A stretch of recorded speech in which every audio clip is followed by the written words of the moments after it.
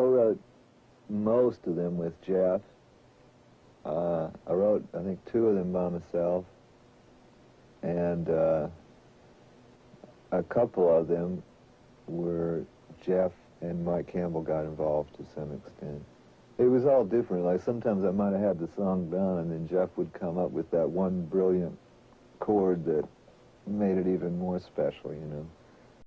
I'll be here all day talking about Jeff Lynne and my admiration for Jeff, you know. He's just brilliant, you know. He is a true, one of the only ones. I mean, I've been around a little while, and he's one of the only real record producers around today. You know, most of them just talk on the phone and stuff. But, I mean, he is really a producer in the truest sense, in that he comes in and gets right up at the board and works with you on the music and the arrangement and the sound, and he's just, yeah, he's really one of my best friends, so I'm not going to say too much nice about him.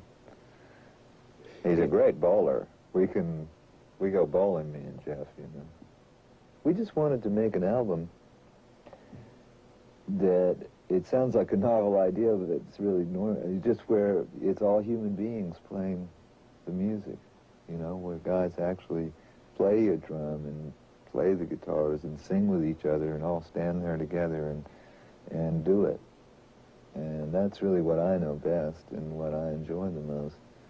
So we didn't, I didn't want it to be like a 60s thing, but I wanted it to have that spirit of, you know, let's all write a real good song and find a good way to play it, and then we'll get some guitars and bass and drums, do it, you know. Just wonderful time. And completely accidental, really. We couldn't have ever planned it or handpicked who would be the Wilburys. It just, as the story goes, it just happened, you know, when George was going to make an extra track for a 12-inch. And they were out eating dinner, Jeff and Roy, because I had just left. I'd been over writing songs with Roy and Jeff for Roy's album, and we needed a studio to do it in, and we called up Bob Dylan, who was really the only person we knew that we could go right there and do it, and then Bob became involved, and the extra track turned into the Traveling Wilburys, and just went on and on. But it was a wonderful time, you know, and there was never, I think the one thing I remember is there was never a negative moment doing that. We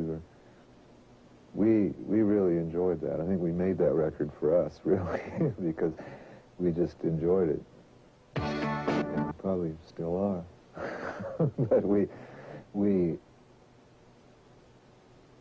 know, it just suddenly, someone is not there.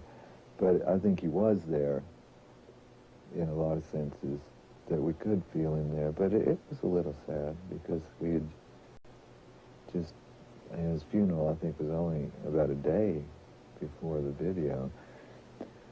But we just tried to, you know, go on and hope that, you know, we did him justice, and it turned out to be a curious song for the next single, you know, the end of the line.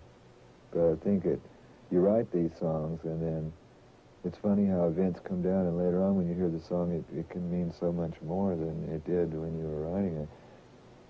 But, yes, it was, and still is, unusual to have him gone, but I think Roy's okay for some reason, wherever he is. I've always felt that if anybody was ever prepared to leave, Roy was, you know. He was a very deep man, and he had lived a lot, and he was a very wise man.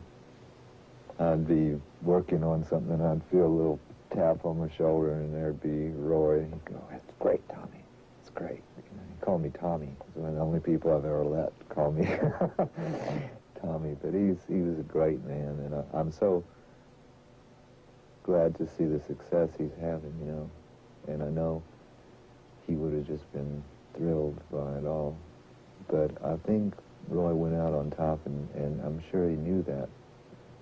I think the last conversation I had with him, It was a couple of days before he died on the phone, and he was just so thrilled that the Wilburys had gone platinum, and he was just, isn't it great? It's great, you know. And so it's great that he got that album done. He finished, you know, so many things in his life.